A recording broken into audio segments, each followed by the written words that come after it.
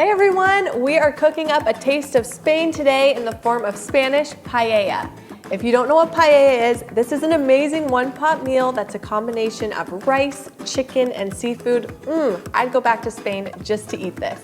I'm Lauren from TasteBetterFromScratch.com, and I first learned to make paella while living with a Spanish family in Madrid. And after lots of trial and error in my home kitchen, I'm excited to share my method for you for making this as authentically and practically for the home cook as possible. So let's get to it.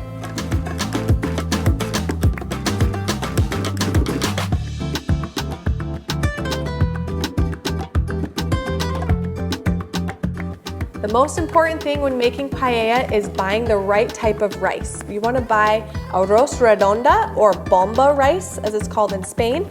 I buy it online on Amazon. You could find it at an international market. If you need to substitute, a medium grain rice could be used. You can check out my post for instructions for how to adapt it with medium grain rice. Super important. The next ingredient that's really important is saffron. These are dried threads that are going to add color and flavor to our rice that are very unique to paella. Saffron can be found online or in international market as well. The final ingredient is really good seafood and chicken. We're making paella mixta, which is a mixed paella with seafood, chicken, and vegetables. There's tons of different types of paella in Spain. So this is the type we're making today with some fresh mussels, some shrimp tail-on shrimp, and calamari. You can use whatever seafood you like. Special tips for buying seafood, make sure it smells fresh. It shouldn't have a weird odor to it. And if you're like me and you don't live near the ocean, frozen seafood's a really great option. Go ahead and start by chopping up some of these beautiful vegetables. We're doing 1 red or green bell pepper, 1 yellow onion, and 3 Roma tomatoes. As you're chopping, just try and get them into small diced pieces. These veggies will add lots of great flavor and just kind of fun specks of color to the rice.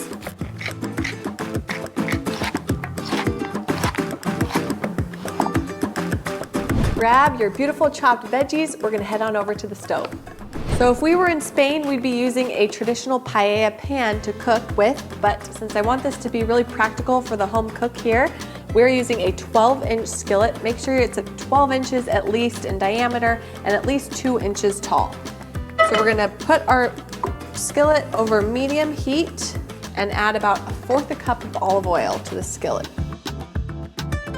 Once the oil's hot, go ahead and add your chopped bell pepper, chopped onion, and garlic.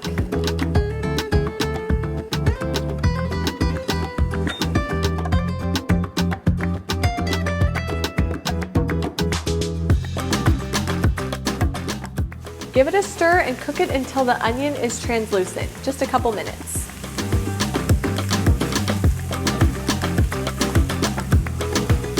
Let's go ahead and add a few more ingredients. We'll add our chopped tomato, 1 teaspoon paprika, 1 bay leaf, 1 pinch of some saffron threads, and lastly, a little bit of fresh cracked salt and pepper. Go ahead and stir everything together and cook this for about 5 minutes.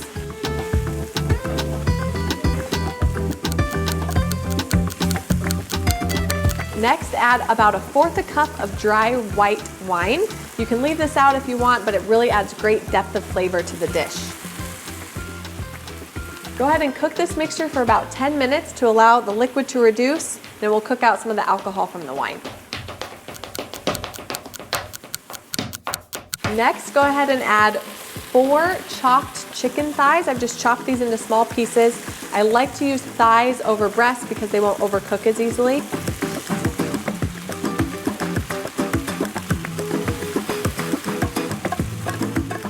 Add 2 tablespoons of freshly chopped parsley.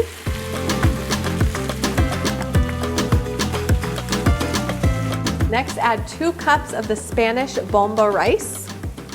And we're gonna cook this for about 2 minutes.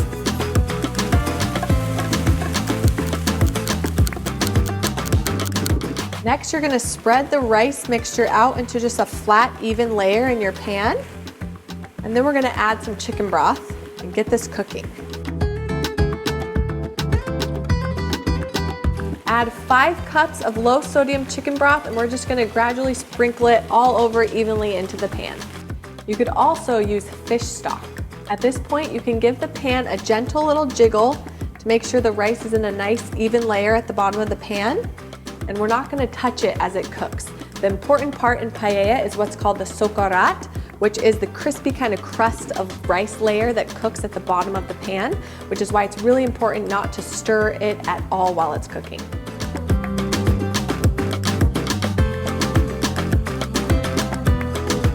Bring it to a gentle boil, then reduce the heat to low and simmer uncovered for about 15 to 18 minutes.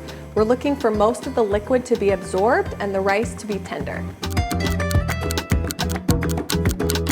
All right, it's time to add our raw seafood. Today I'm using tail-on raw shrimp, mussels, and calamari, but you can use whatever seafood you like.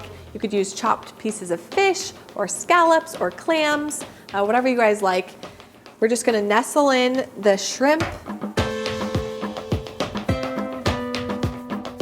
So my mussels were already cooked, so their shells are open, but if you can, find live mussels. Their shells will be clamped together and they'll open up as they steam. We're just gonna rewarm these.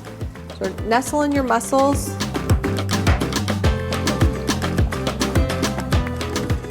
Lastly, we're gonna add our raw calamari. Little calamari rings here. Look how beautiful this is looking.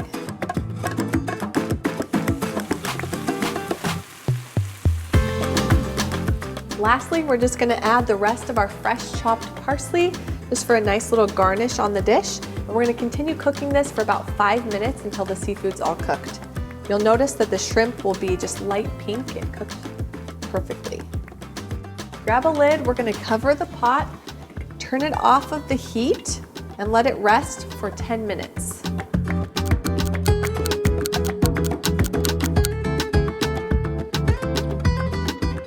Oh my goodness, this looks and smells amazing. Look how beautiful it is. I love the smells of the saffron rice, all that seafood. Oh, this is so good. What a great, comforting, hearty, one-pot dish.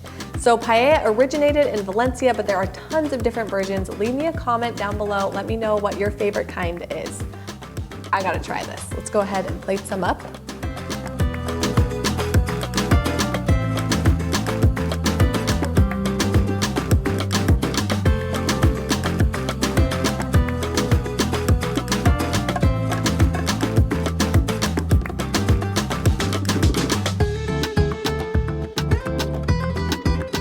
So good. This takes me right back to Spain.